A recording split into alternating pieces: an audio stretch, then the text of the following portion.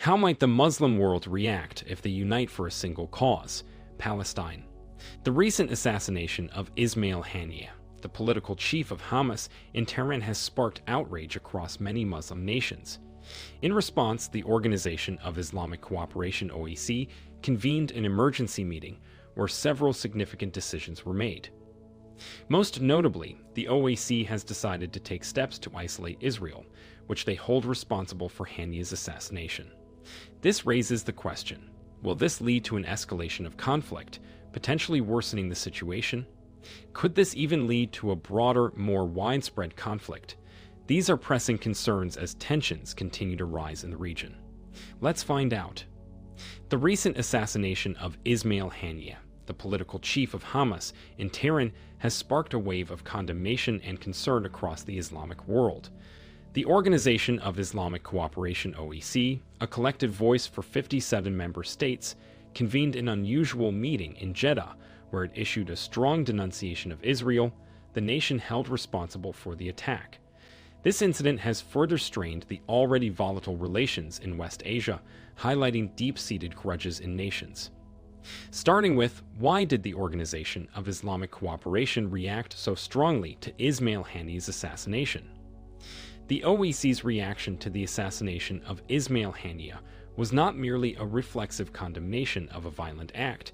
It was a calculated response rooted in political, religious, and strategic considerations.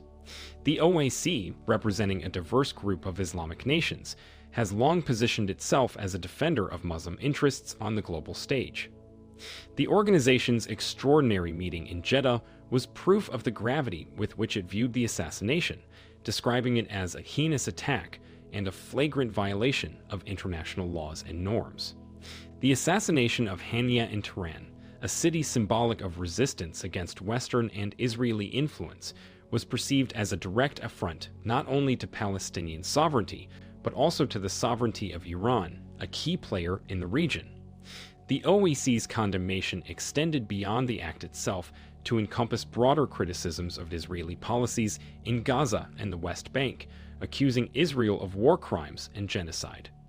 This broadening of the scope of condemnation suggests that the OIC is not merely reacting to a single event, but is leveraging the assassination to address long-standing grievances against Israel's occupation of Palestinian territories.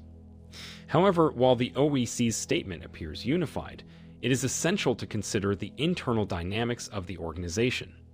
Member states like Saudi Arabia, Turkey, and Pakistan have their strategic interests that may not always align perfectly with the collective stance. For instance, Saudi Arabia's diplomatic approach towards Israel has been marked by cautious pragmatism, balancing its condemnation of Israeli actions with a desire to maintain stability and its evolving ties with the West. On the other hand, countries like Iran and Pakistan have taken a more hardline stance, emphasizing resistance and solidarity with the Palestinian cause. But unified, they did criticize Israel's actions. But what drives Pakistan's strong stance against Israel? Here's a reminder to please like and share the video and subscribe to our channel to watch more videos on Africa's geopolitics, economy, and changing landscape.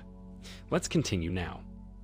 Pakistan's involvement in the OIC's condemnation of Israel and its vocal stance at the Jeddah meeting are rooted in a combination of ideological commitment and strategic calculation. Historically, Pakistan has been a staunch supporter of the Palestinian cause, viewing it as an extension of its broader commitment to Muslim solidarity and as a means to assert its leadership within the Islamic world. However, Pakistan's stance is also shaped by its geopolitical interests, particularly its relationships with key players like Saudi Arabia, Iran, and the United States. At the Jeddah meeting, Pakistan's top diplomat, Mohammad Ishaq Dar, delivered a powerful speech condemning the assassination of Haniyeh and calling for concrete actions against Israel, including an oil and commercial boycott. Dar's remarks were not merely rhetorical.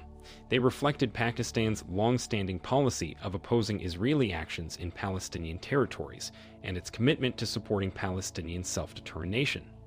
This position is consistent with Pakistan's historical stance, which has been characterized by unwavering support for Palestine and a refusal to recognize Israel until a just solution to the Palestinian issue is achieved. However, Pakistan's strong stance against Israel is also influenced by its need to maintain a delicate balance in its foreign relations. On one hand, Pakistan seeks to strengthen its ties with countries like Saudi Arabia and Iran, both of which are key players in the OIC and have significant influence in the Muslim world. On the other hand, Pakistan must navigate its relationship with the United States, which has traditionally been a close ally, but also a staunch supporter of Israel. This balancing act requires Pakistan to carefully calibrate its rhetoric and actions, ensuring that it does not alienate its allies while remaining true to its principles. So, it indeed didn't run away from saying what was wrong. Apart from this, Iran's response is very important. Many times Iran was said to be helping Gaza in this situation, so what it has to say matters a lot. Iran's response to the assassination of Ismail Haniyeh is not merely a matter of defending its sovereignty. It is a strategic assertion of its role as a regional power and a key supporter of the Palestinian cause. Haniyeh's presence in Tehran at the time of his assassination highlights the close ties between Hamas and Iran, which has long provided political, financial, and military support to the Palestinian resistance movement. The fact that the assassination occurred on Iranian soil during a significant political event further underscores the symbolic and strategic importance of this incident. Iran's acting foreign minister, Ali Bagheri Kani, made it clear during the OIC meeting that Iran views the assassination as a violation of its sovereignty and a direct challenge to its regional influence. Kani's remarks emphasized that Iran's response would not be limited to rhetoric. Rather, it would involve concrete actions to defend its sovereignty and to support the Palestinian cause. This stance reflects Iran's broader strategy of positioning itself as a defender of Muslim interests against Western and Israeli aggression, a role that enhances its standing within the Muslim world and bolsters its influence in the region. Now, an important question here is, how will the assassination of Ismail Haniyeh affect the already tense Palestinian-Israeli relations? The assassination of Ismail Haniyeh, a key leader within Hamas, is poised to significantly impact the already fragile Palestinian-Israeli relations. As the political chief of Hamas, Haniyeh was not just a symbolic figurehead, but a central actor in the Palestinian resistance against Israeli occupation.